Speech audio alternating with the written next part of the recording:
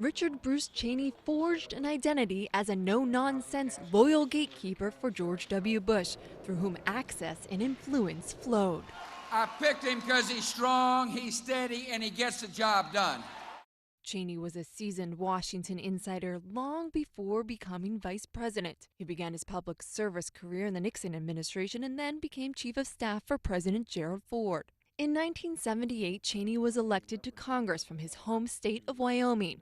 He spent a decade there until the first President Bush asked him to serve as Secretary of Defense. After President Bush lost re-election, Cheney became head of the oil services giant Halliburton. It was a job that kept him steeped in foreign policy, and later the job became a lightning rod for his critics.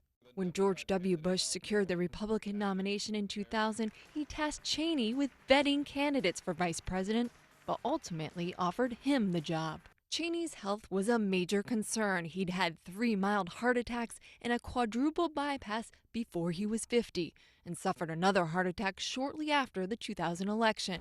I've got a doctor that follows me around 24 hours a day that comes with a job as vice president. His health continued to be an issue once he was out of office. In 2012, at the age of 71, Cheney underwent a heart transplant.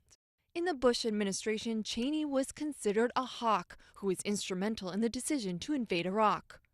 Cheney believed history would prove they made the right move. What we did in Iraq and taking down Saddam Hussein was exactly the right thing to do. During the second term of the Bush administration, Cheney would find himself at the center of controversy when his chief of staff, I. Scooter Libby, was sentenced to prison in connection with the leak of a CIA agent's name.